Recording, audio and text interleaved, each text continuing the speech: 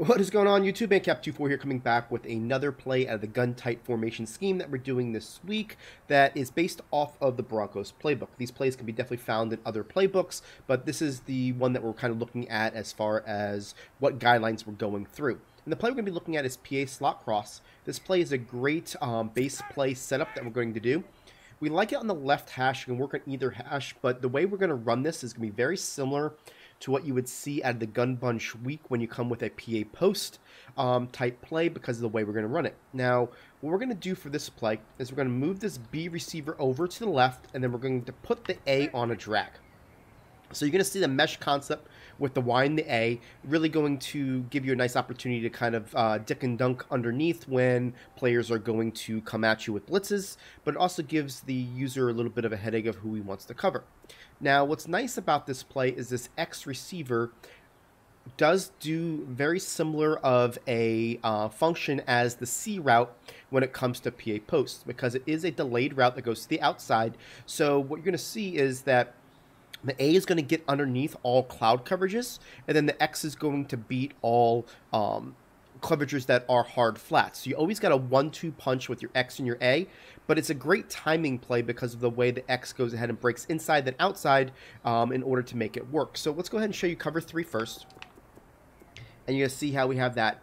Now the kicker route as well is going to be this B route.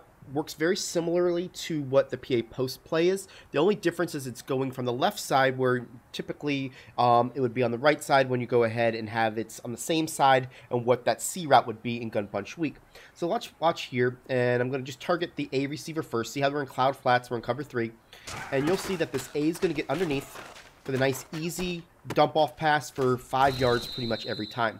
Why that guy gets driven back is because of the post corner route here by the outside receiver. He's going to take that cloud as far as possible. See these two routes right here in conjunction with each other. There's no threats to the left side yet.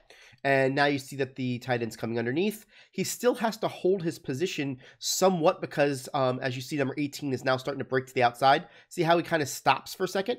And we're still throwing it to this player. That way you're going to get some nice easy yards. They're really going to have a tough time knowing what to play against this. So that was cover 3 on cloud flats. Now on hard flats, what you'll see here is you're going to get the ability to throw it to this X receiver. So we'll go ahead and do the same thing. Move this B over. And let's check it out and see how we're going to be able to target this X receiver.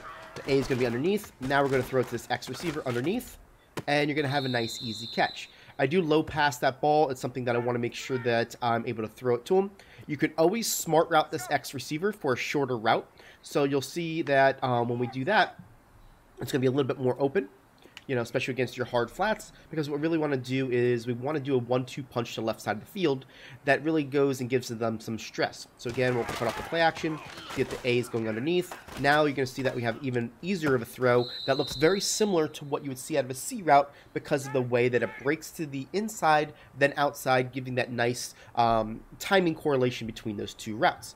Now, again, you'll see that we'll have the ability to have that B route as a possibility over the middle as well.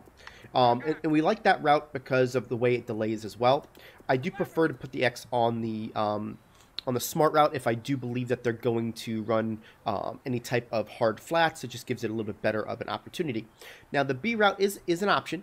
I typically will do it once I get one of these linebackers that's the user to kind of jump underneath. Say he's going to get fed up with this A route, and now he's going to jump that player. We're going to simulate that.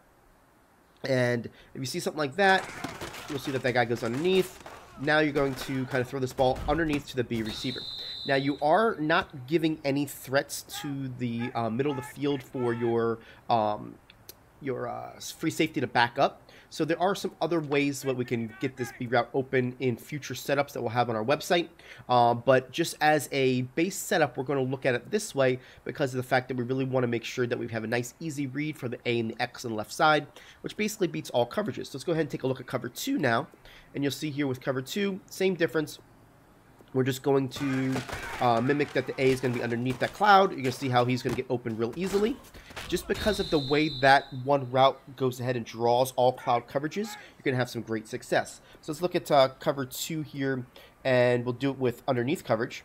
with hard flats, and we're just going to do the same thing here, and we want to make sure that we keeps everything consistent, and we're going to look at that X receiver this time when the guy goes in and plays underneath coverage. So the first read is always the A open no.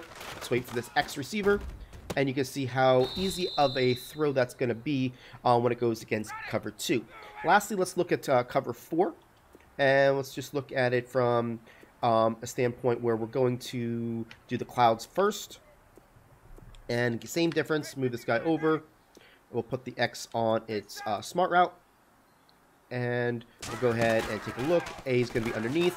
He's going to have the nice easy coverage because that one route just holds that cloud really, really stationary when it comes to it. So it's going to be something that we're going to have to force the user to really get a decision to make. Do I follow that A? And that's really why we have that B receiver as a back route for him. So you'll see those two routes are really great. Now the B does not have to be moved over. You can still run this with that combination with the A and the X when he's like this. But typically speaking, I want the B to be over here because of the reads are going to be a lot easier when that guy breaks to the middle of the field if they jump the A route. So that's basically how that would work. So let's go look at cover 4 one more time, and we'll show you it with the hard flats. And again, you'll see that you have that ability to get that A that is going to be there. Now we're going to throw this underneath and be able to hit that guy over there. Now, hard flats in cover 4 is going to be the toughest when they press. But if you remember correctly in our last video, we like it when they press out of cover 4 because of the fact that we're going to be able to one-play touchdown them on the drive corner play. So basically, it's just one of those deals that we want to make sure that, we depict what they want. So it's something that with this play, they're going to have to try to find something to stop it. If I was a player using against this play, I'm going to go to cover 4. I'm going to press my players. I'm going to kind of go to this setup, because that's going to give me my best option to stop it, right? I'm going to show it to you here where the guys are pressed. It doesn't necessarily stop it. It just gives you the best option. See how you got to throw that ball underneath and kind of throw it low? But by getting them to play that defense, now you're playing into our hands to go for the one-play touchdown over the top when it comes to the video that we did yesterday. So hopefully you guys like the way that we're kind of scheming this together for you. That's what the objective is when we send out our Friday full scheme on our website, that not only do you have one-play touchdowns, do you have plays that go ahead and depict people to play other coverages so you can set up other ways to score easily. So we do appreciate you guys watching this video. We'll come back tomorrow with another video on this scheme, and we appreciate your support. See you tomorrow.